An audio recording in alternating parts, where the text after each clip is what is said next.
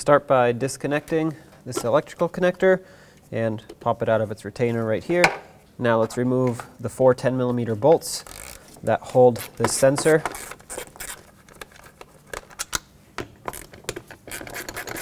Keep in mind that this one up here had this bracket, so make sure you put it back where it belongs. Okay, last one down here. Remove that, and now let's loosen up this clamp. I'm going to use a flathead screwdriver for that. You don't have to take this off or anything, just loosen it up enough to where you can pull this out, wiggle it, break it free, and remove the sensor from the intake tube. And here is your old mass airflow sensor. Let's install the new one. Slide this on, make sure this surface down here is clean. Wipe off any dirt, debris, or dust, whatever is here. Make sure it has a good seal. And now line up the bolts. And let's start them in.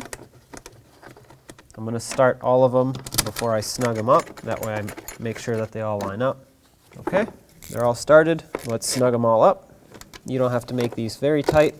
They're very delicate bolts and you don't want to snap them. Snug is good enough. Attach this bracket exactly the way it was. It has this little tab that needs to bottom out. Okay. And I'm just going to double check all of them. Sometimes as you tighten the last one or two, the first one or two get a little loose, which I guess was the case for me. So this is now nice and tight and sealed up. Let's tighten up this clamp. Okay, make sure that you don't over tighten this. They do break easily. Just make it snug. Reconnect the electrical connector. Make sure it clicks on and it's secure, and reattach your wiring harness right here. Perfect. Now turn on the car, make sure you have no check engine light, make sure it runs smoothly.